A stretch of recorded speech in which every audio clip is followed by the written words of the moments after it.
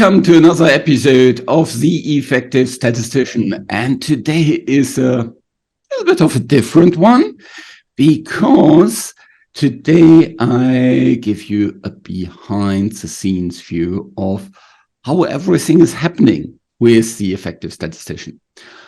I get asked quite a lot in terms of how do you actually produce so much content, not just the podcast episodes, but also social media stuff, the webinars, this year, the conference, all these things. And most of it actually while working full time.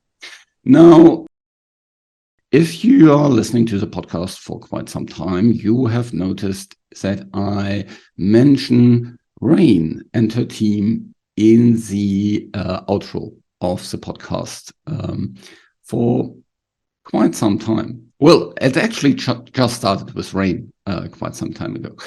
She and her team are part of the success, are actually foundational to the success. The other part that we'll talk about are all the processes, the different steps. So if you want to produce your own podcast, or if you want to produce any bigger content over a longer period of time, I'm pretty sure you'll learn quite a lot from it. And if you're just interested in learning how it looks like behind the scenes, then just hang in here. One other topic. If you're listening to this as a regular podcast, that's fine. But this episode, we also recorded in video.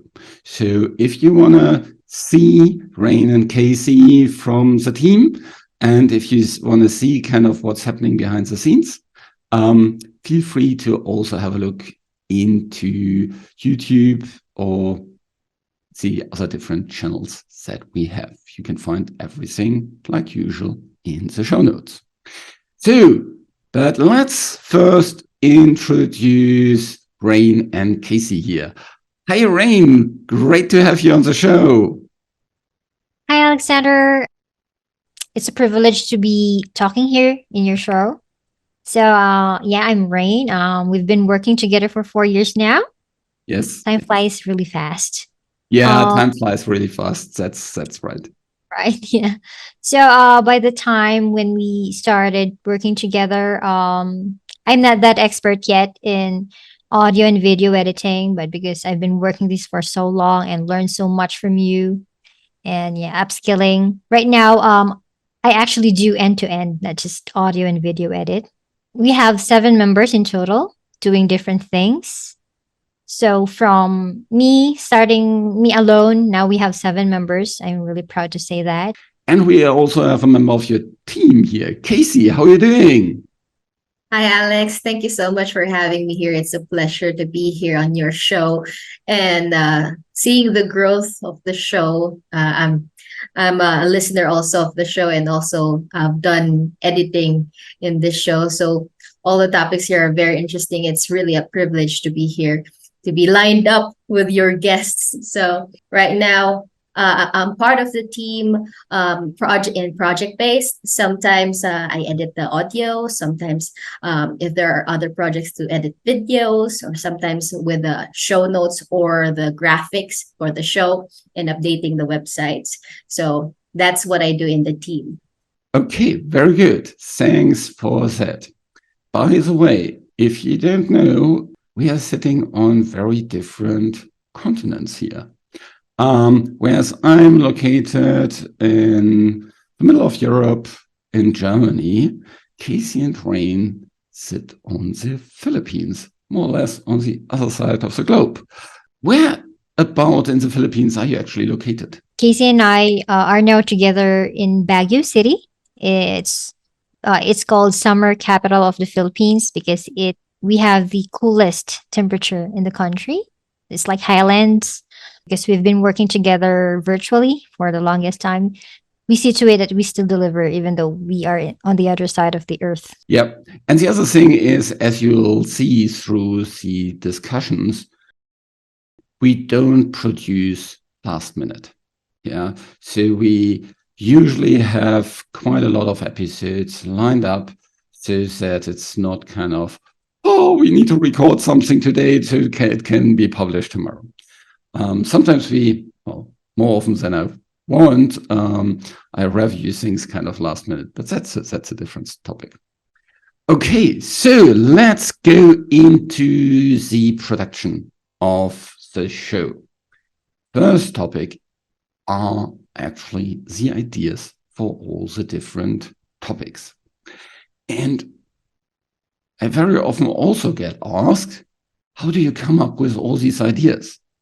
When I first started, people were asking me, do you think you can have enough ideas, or don't you run out of ideas for episodes? And I said, that is actually my smallest problem. I have ideas for literally hundreds of further episodes. And every time I go to a conference or I speak to a colleague, there's a new idea coming. And so I keep track of lots of these in a file on our shared G drive. And that brings me to the next topic.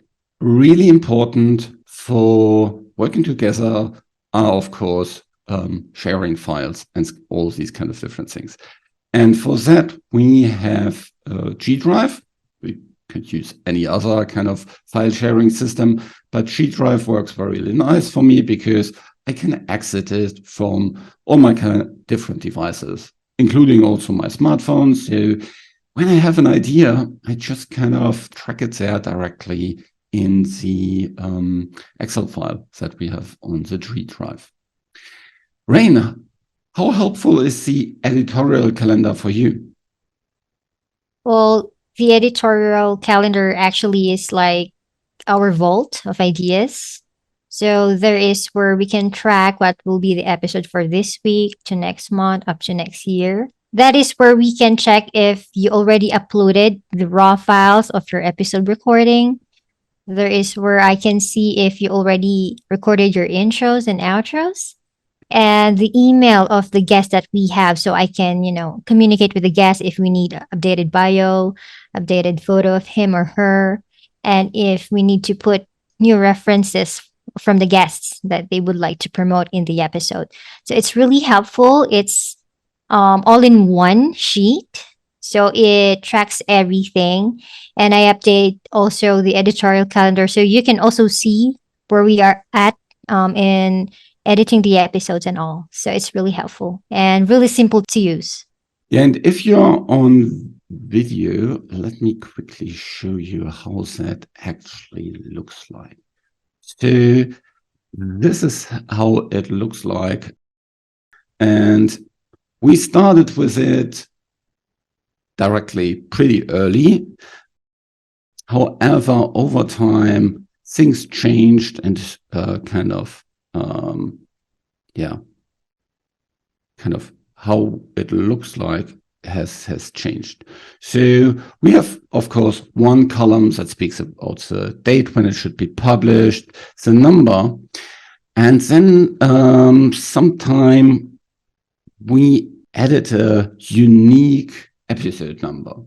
Right. And Reine, how did that help you? Since there are times that we need to shuffle the episodes, the naming of the folder will be different, and the numbering. So it would be a bit confusing if we just move them without updating the folder numbers. So what we did, we separated the episode number and the episode folder number, so we can reshuffle every time we needed to. And, that's easier for us to track where we can find the files in the G drive without renaming everything, renaming the folder number and the episode number. Yeah. Yeah. So the unique episode number is basically the folder number, and where in the folder, in the G drive, where we store documentation, the files, everything around this specific episode. We originally also had at some point kind of the draft title there, but because the draft title is sometimes pretty cryptic or short and not very unique, that was a challenge. That's why we changed to a unique number. And you can see here, we have here the title, very often just the working title. Who are the different interviewers here, especially the email address. So Reine and her team knows who to contact for bio, photos, these kind of things. And also, once we have the episode up and running, the guests get some social media content so they can share it. So graphics and things like that. And then basically the whole workflow is shown here in the different columns. We have a column for whether I have outlined the show. We have a column for whether it is recorded. We have a column for whether we have the intro and outro ready. And in this column, I mentioned where I have started. We had some other columns here, especially kind of if there's a big event associated with it, like the conference or speaking about a specific webinar or course that I'm creating. And then we have columns about the blog, the podcast host, and whether the email is ready. We use a regular WordPress site for our blog, where theeffectivestatistician.com basically sits. And you need also a podcast host where all the audio files sit. And this podcast host then sends or links the different podcast providers. So like iTunes for Apple, where actually lots of others kind of draw from as well, Spotify, Google Play, YouTube, all these kind of different things. And we use Podigy for that, but there's others. How easy is it to work with Podigy for you? Well, it's very easy to use, very simple. You just need to upload a file, the edited file, and then put in the text where, you wrote in the website. Just need to copy and paste it there and schedule it. So it's really easy, and it's already connected to our WordPress site, right? Yeah. And yeah, so once published, everything will be populated. Yeah, and then the Podigy feed also gives you a player that you can plug into your WordPress site. And finally, we have here a column for ConvertKit. ConvertKit is our email provider. If you want to send a lot of emails, then you need to have a professional email provider that comes with all the management of this. So for example, that in your emails you have an unsubscribe button, or that on your homepage you have these kind of different areas where you can leave your email and all these kind of different things. It takes care of GDPR and all these other different things.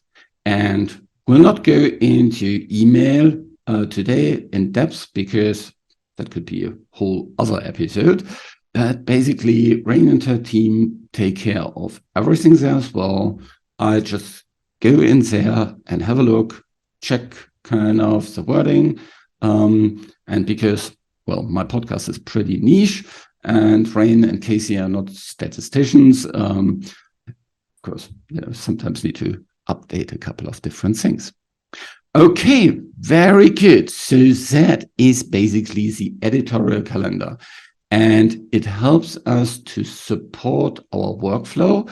It helps us to basically help see on one screen where we are with everything. Yeah, how many podcasts do we have already produced? Yeah, so you can see here, for example, there's a couple of podcasts that are not yet produced. There's a couple of podcasts where, well, I said there's no intro needed because these are the very, very short ones. But you can see here there's a couple of episodes where I need to review them. So Reine just puts them there for approval. How much does the editorial calendar help you within your team, actually? Well, I share the calendar with my team directly, so they can directly see, monitor if the episode is already recorded and uploaded in the G Drive. They could also see if the episode needs to be re-edited, or there are some parts that need to be re-uploaded. Instead of using third-party tools like project management tool that we need to open it and then go to another tab, it's much easier and really understandable. Once a team member clicks it, everyone sees it. So no need to ping me, ping him. So everybody gets updated instantly. Yeah, I agree. So the communication is better. I mean, like what Rain said, you don't really have to wake her up if she's sleeping just to ask what's the process or what's the progress of this episode. You can just go in there and check which episodes are available for editing and which episodes are done or what steps are going to be next for me or for my side of the team. So it's very easy to understand, very easy to explain if you're going to onboard another new teammate. So I think this editorial calendar is really helpful for the entire team. That's another point in terms of sleeping time. Of course, there's quite a difference in terms of time zones, yet Reine actually works quite late per hours. So our working hours overlap quite a lot, and so there is no problem there whatsoever. The other tool we use for kind of short chatting and these kind of things is Viber, but of course you could use any kind of chat tool for that, so that we quickly kind of move things around. That's quite neat as well. Okay, very good. So that is the editorial calendar. Let's go to another topic, and that is branding. I'm everything but artistic. I was always bad in arts in school, kind of drawing, painting, anything like this. Still looks pretty much like my kids are doing it.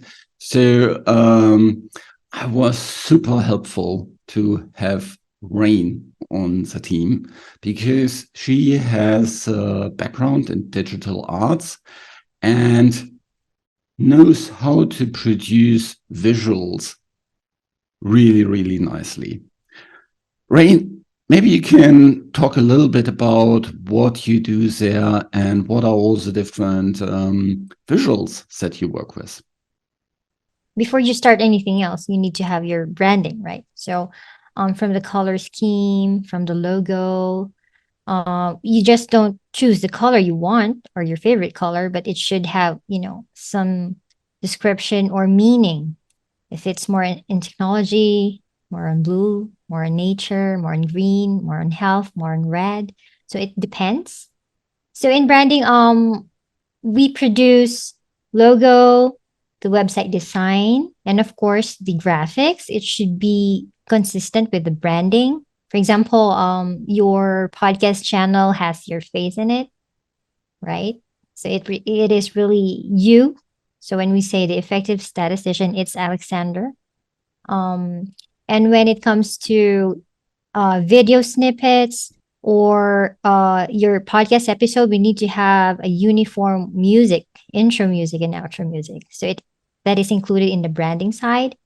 So we should always use that same music with anything that is your content.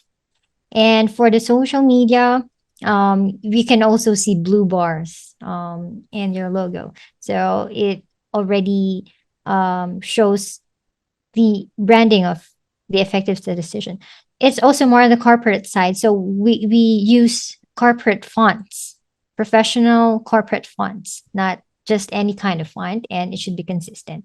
So these things should be not just aesthetically pleasing to the eyes, but also consistent with what message we want to relay to the audience. And to be a little bit more creative, we play with different elements. For example, when we post in social media, we use your photo, and if it's a podcast episode with guests, we use like the podcast icon. And for video snippets, like a video trailer for the episode, I use we call that audiogram or video snippets. So this type of medias should be consistent with their branding. So it's not easy to do if you're not into arts and media. Takes a lot of tools to use, like Adobe Photoshop, Premiere Pro. For audio, we use Audition. But for just basic ones, we just use Audacity for that. So these tools are really helpful for creating different medias and to repurpose your content to different types of medias like audio, video snippets, or just graphics. Yep. Yes, that is very, very good. In terms of tools, actually, my tools are very, very easy. I use my usual laptop. When I record an episode like this one with guests, I use Zoom. And if I record just for myself, I use Audacity, which is a free software for a laptop. If you have a Mac, you can use GarageBand, which is already on your Mac. In terms of all the works that you do, it's really kind of full service for me now. The only thing that I do is I think about what should be in the podcast episode.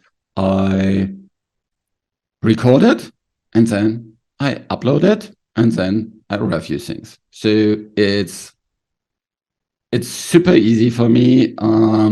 People get amazed that, on average, I spend about an hour per week for this weekly show. Everything else is taken care of by Reine and her team.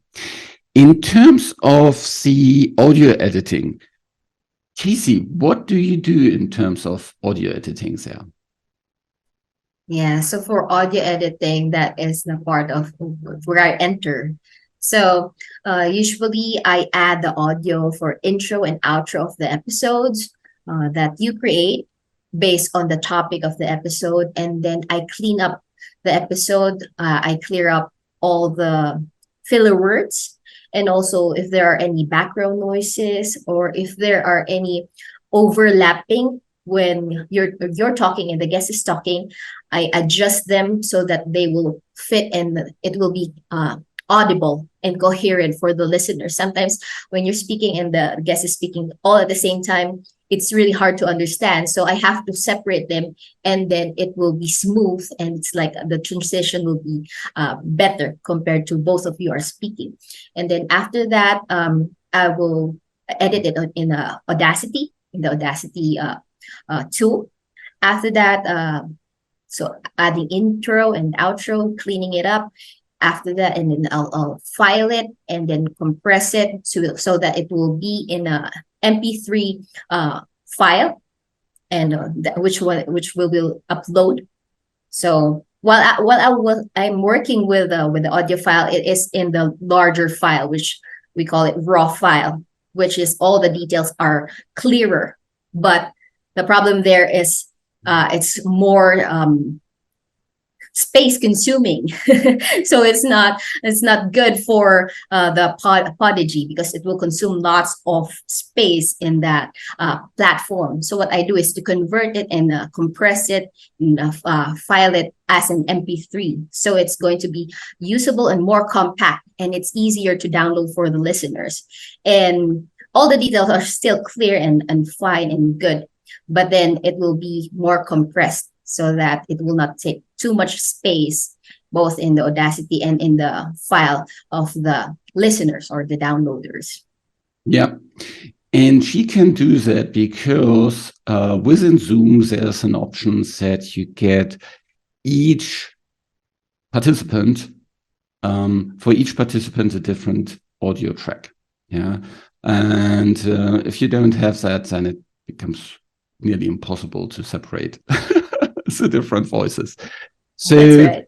that is one of the key things here. Let's talk about the next step. Once we have kind of recorded the episode and everything, we need the show notes. What do you do with the show notes?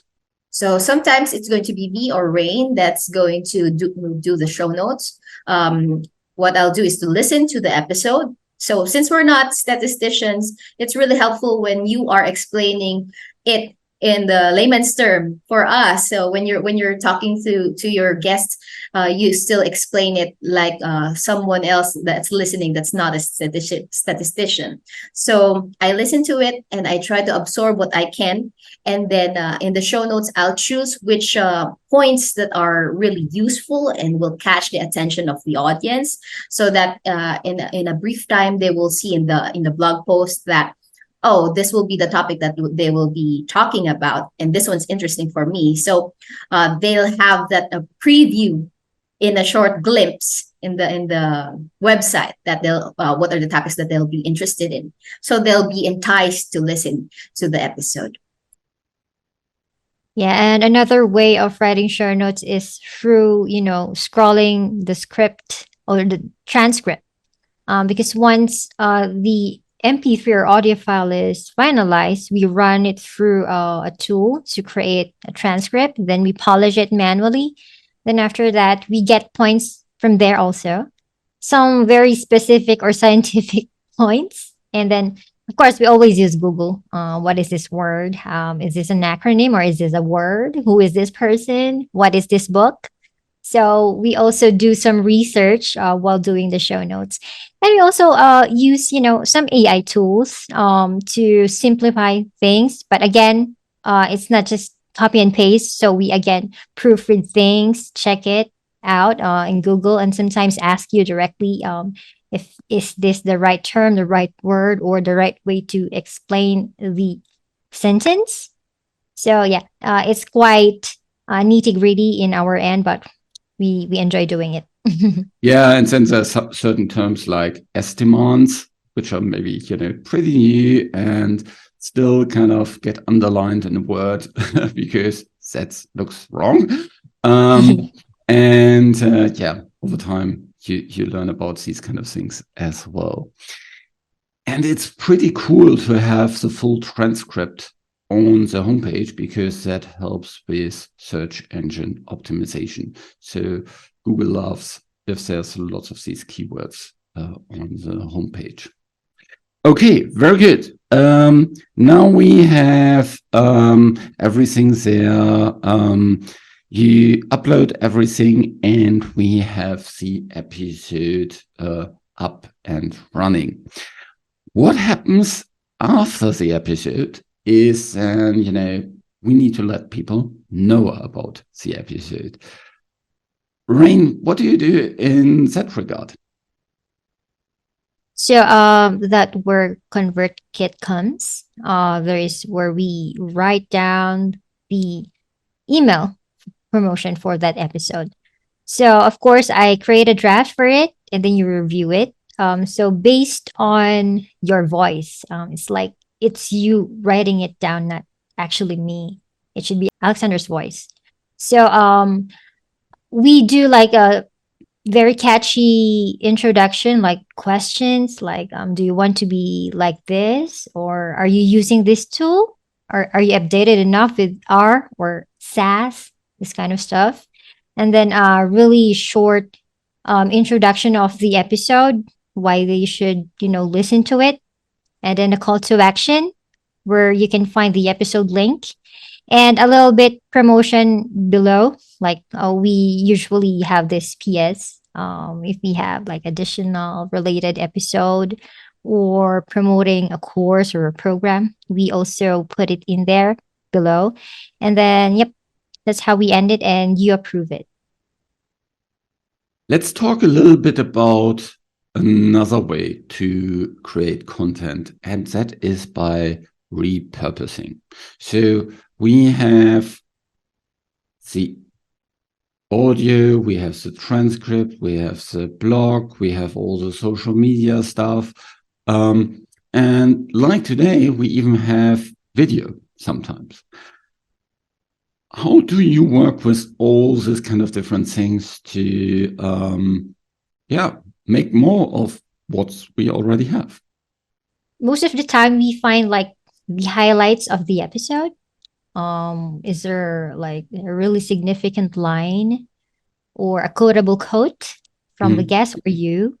So we get that, we cut it, could be an audio or a video snippet, put a branding to it, make it interesting, add like catchy questions in the introduction part and you know, um tease a little bit so they would listen to the full episode.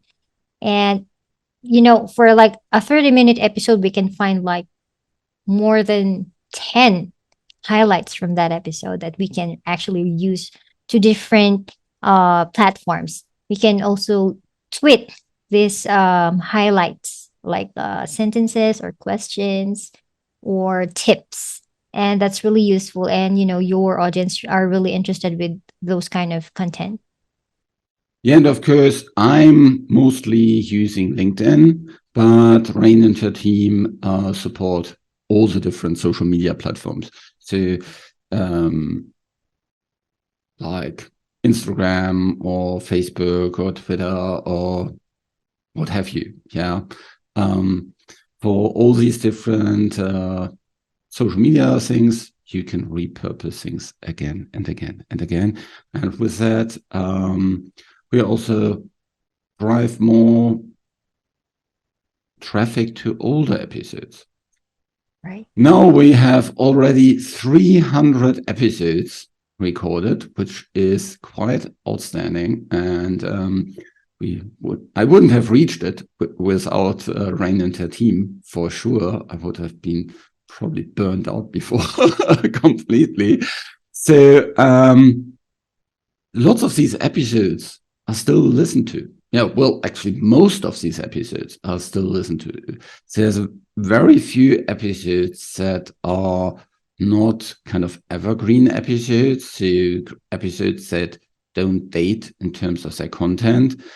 There are only very few that, are for something that just happened at the time. And so people listen to these things all the time. Some of them are our first episodes that we are recorded, number 1 and 2, how to work with a physician, how to work with a programmer, are still downloaded all the time. Or there's another early episode, I think it's episode number 7 or something like this, is data science something for you? It's still downloaded all the time. Yeah. That's also what I really love about podcasting. This kind of content doesn't, directly die. Like, if you have a tweet and that is basically dead after a day, probably earlier. Yeah. And all other kind of social media things that, die pretty fast. I agree with you. Sometimes we re-promote old episodes and we highlight different points. We highlight different points than the first we promoted it. So it's like it's something new and they would listen to it again. And it's also beneficial for the newcomers, the new listeners. So if they haven't heard the previous episodes, but they'll scroll down and they're interested with that, or sometimes they just see your LinkedIn and there's a topic that is repurposed. It's very useful for the newcomers or new listeners that they'll be enticed to listen even from the older episodes, right? And those episodes are, like what you said, are evergreen.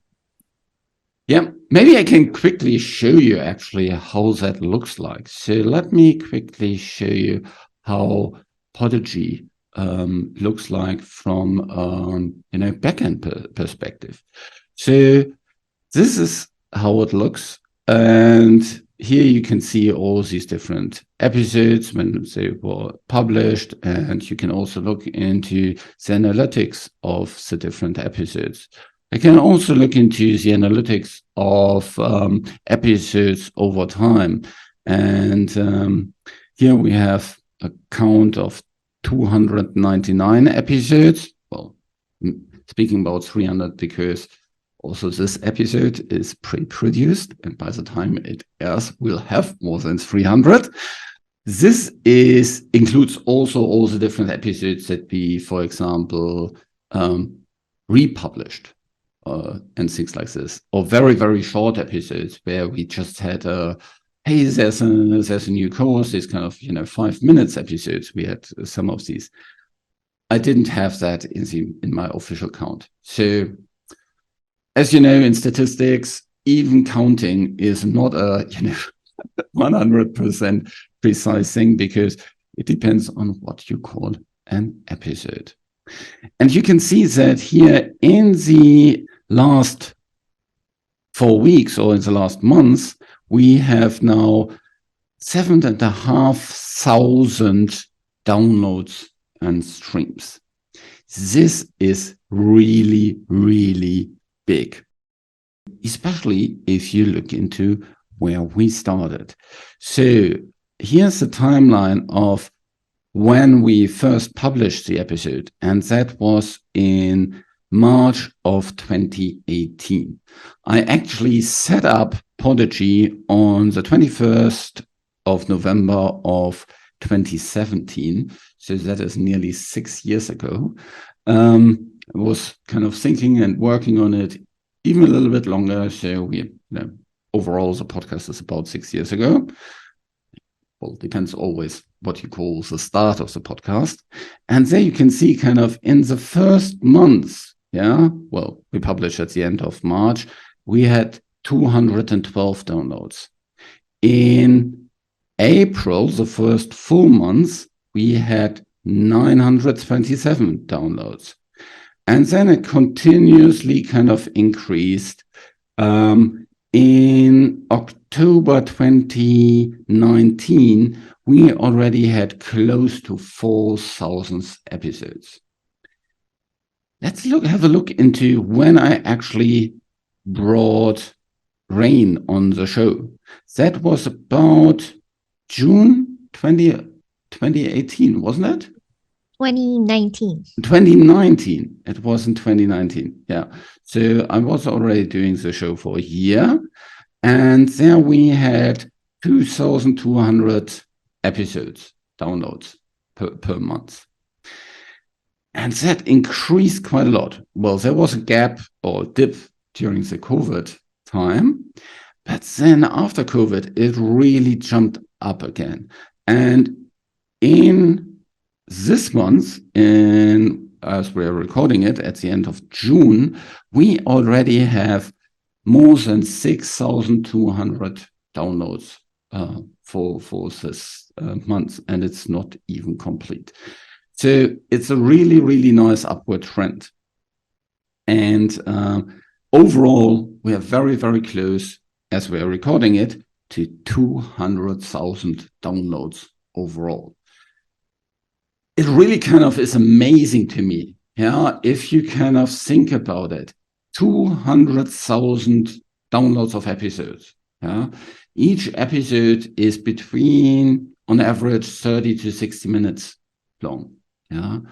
So this means about something like 150,000 hours of content that got provided to users. And even if they, don't listen to everything, that's probably kind of between 50,000 and 100,000 of hours that people listen to this episode. And this is only possible because of the Reine and her team at VVS. One other thing. Yeah, Reine. It's just amazing to have an overview of that. And, time flies really fast, but numbers are really great. So I think I can actually imagine what will come next. Yeah. The other thing that is, of course, important is how many people subscribe to our email list. And do you remember how many we had when you joined, Reine? I think just around 5,000. No, 500. 500. Really? Yeah. Oh, wow. 500. it was a very, very, very well. At the time, I was really, really proud about it. The early beginnings, but over time, things have changed really quite a lot. So, if I'm looking into the overall timeline, yeah, I'm just opening ConvertKit for that. So, yeah, we had when you kind of joined in June, yeah, we had 2019. about 600, a little bit more than 600 subscribers. Right. And then it, really, really went up. During COVID, it was a little bit less, but now we are about 14,000 subscribers. Yeah. Well, it actually depends on how you count. Also within ConvertKit, the numbers are not always kind of the same. But if I send out an email every week, it goes to more than 15,000 people, which just blows my mind. 1,000 listeners. I actually, in the beginning, wasn't even sure that there were so many people who could even listen to this podcast. Yeah. So that's a little bit about the behind the scenes. And all of that is possible because of Reine and her team providing consistently high quality. And you know what? I didn't have a big budget when I started. Yeah. So I was really, really glad I found Reine. We worked together over the years. She learned quite a lot. I learned quite a lot. And the communication is, I think, another really, really important piece. We have weekly catch-ups where we shortly talk about what is the status of the different things. Is there anything, difficult at the moment? Is there any, problem coming up? Can we improve the process? Anything like that. And through this really nice and open communication, and because we can both share our struggles, it's a really trustful collaboration as well. I agree with you. Casey, any final words for the listener from you?